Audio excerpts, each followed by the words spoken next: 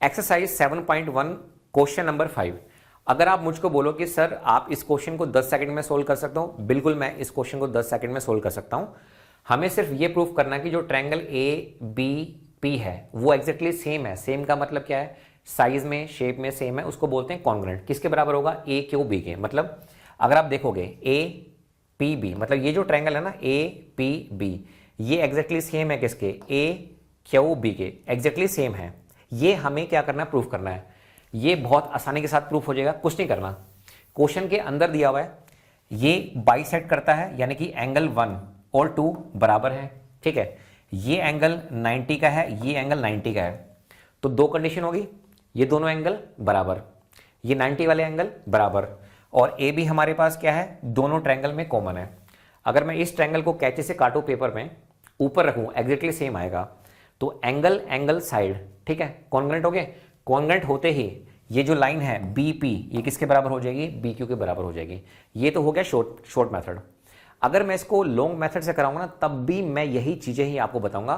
फर्क सिर्फ इतना है कि मैं आपको लिखवा दूंगा और क्वेश्चन की स्टेटमेंट को पढ़ूंगा। कैसे देखिए, वो कह रहा है क्वेश्चन में जब आप देखेंगे, वो कह रहा है कि लाइन एल जो है वो बाइसेक्टर है एंगल ए का। ये एक लाइन है, किताब में स्मॉल एल लिखा हुआ है, मैंने इसको कैपिटल एल ले लिया। अब वो इसको बाइसेक्ट कर रही है, मतलब क्या है? ये दोनों एंगल बराबर है, यानी कि एंगल 1 और 2 एग्जैक्टली क्या है? इक्वल है।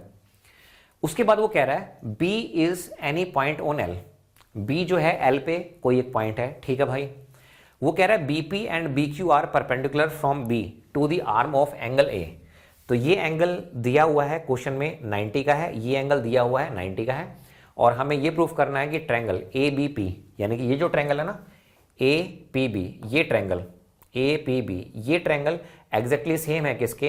ए क्यू बी के, एग्जैक्टली सेम है। ये मुझे प्रूफ करना है, ठीक है। उसके बाद अगर ये कॉन्ग्रुएंट है, दोनों सेम है, तो बीपी और बी क्यू इक्वल हो जाएंगे। अब देखो, अब मैं यहां पे इसको बिल्कुल इजी वे में सोल्व करता हूं। सबसे पहले मुझे बताओ क्वेश्चन में क्या दिया हुआ है? क्वेश्चन में दिया हुआ है L is the bisector of angle ए। इसका मतलब क्या हुआ? इसका मतलब यह है एंगल 1 एंगल 2 के बराबर है।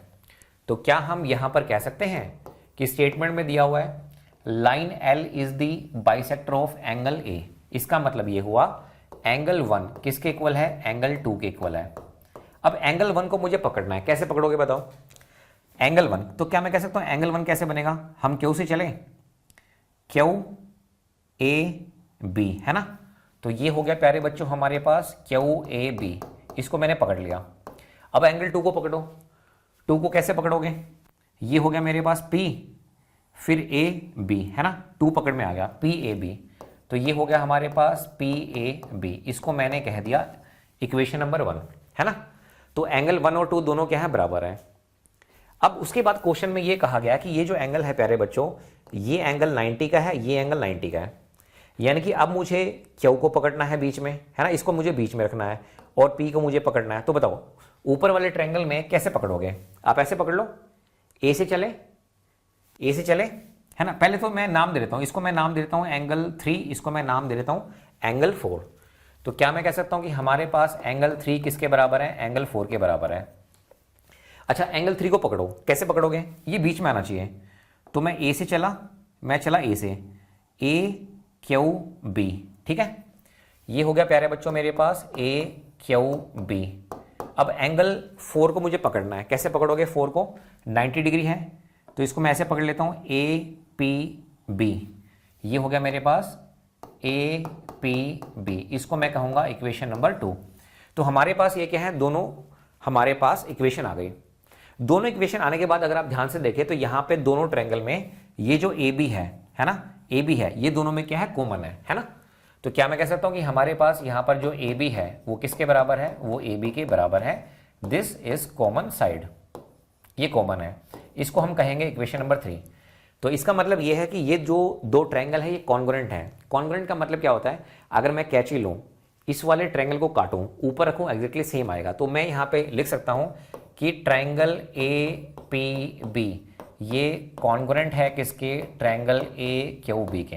प्रूफ हो गया? जी हाँ प्यारे बच्चों, ये प्रूफ हो गया हमारे पास, ठीक है। अच्छा, उसके बाद क्वेश्चन में ये भी कहा गया कि आप हमें ये बता दो, ये भी आपको हमें बताना है कि जो बीपी है, ये जो बीपी है ना, बीपी का मतलब होता है ब्लेंडर प्राइड, बीपी, ठीक है। ये जो है बीपी है ये किसके बराबर है, ये BQ के बराबर है। तो ये हो तो गया।